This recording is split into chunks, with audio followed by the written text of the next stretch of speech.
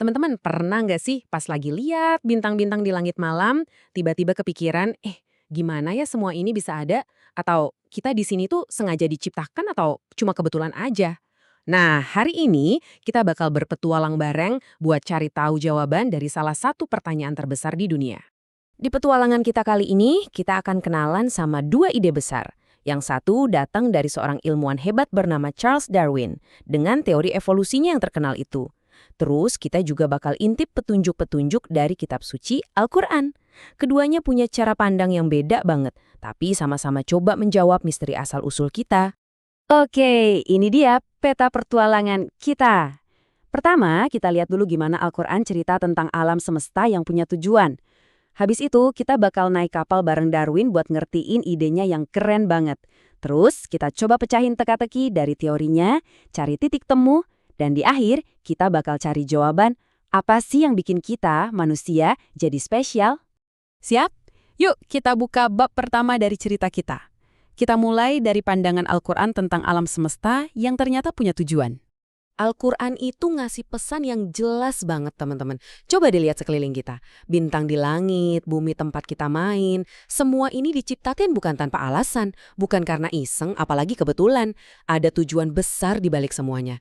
Ini beda banget kan sama ide yang bilang kalau semua terjadi gitu aja? Nah, di Al-Quran, orang-orang yang suka mikir dan merenungkan alam ini disebut ulil albab. Artinya, orang-orang yang menggunakan akalnya. Mereka itu kalau lihat matahari terbit atau bulan muncul, mereka nggak cuma lihat, tapi juga mikir, wow, pasti ada yang super hebat di balik semua ini. Oke, sekarang kita putar waktu. Kita berlayar ke abad ke-19 buat ketemu sama seseorang yang idenya bikin geger seluruh dunia. Dia punya cerita asal-usul yang benar-benar baru. Oh iya, penting nih buat kita tahu. Darwin itu hidup di zaman di mana orang-orang dari barat lagi semangat-semangatnya menjelajah dunia. Waktu itu banyak yang percaya kalau ilmu pengetahuan dari barat itu bisa menjelaskan apa saja. Nah, suasana inilah yang bikin teori Darwin cepat banget diterima dan tersebar kemana-mana. Momen paling penting buat Darwin itu terjadi di Kepulauan Galapagos. Di sana, dia kaget banget lihat burung-burung kutilang. Jenisnya sama, tapi kok paruhnya beda-beda di tiap pulau. Ada yang paruhnya tebal buat mecahin biji, ada yang tipis buat tangkap serangga. Seolah-olah tiap paruh itu didesain pas banget sama makanan yang ada di sana. Dari pengamatannya yang keren itu, Darwin akhirnya bikin resep dari teorinya yang terkenal. Ada 4 langkah simpel: variasi, pewarisan, adaptasi, dan evolusi. Inilah yang disebut evolusi melalui seleksi alam. Jadi, ini nih inti ide Darwin yang bikin heboh itu. Evolusi tuh, kata dia, kayak sungai yang ngalir gitu aja, nggak punya tujuan akhir. Yang ada cuma perjuangan buat bertahan hidup. Alam sendirilah yang seolah-olah milih siapa yang paling pas untuk terus ada dan berkembang biak. Eits, tapi ceritanya belum selesai.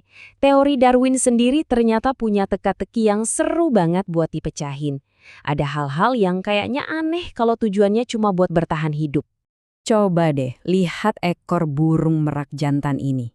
Keren banget ya kan? Tapi ekor sebesar itu kan berat, bikin dia jadi gampang kelihatan musuh dan susah buat kabur. Kalau tujuannya cuma bertahan hidup, kenapa ada sifat yang malah bikin repot begini? Ternyata jawaban Darwin cerdas banget.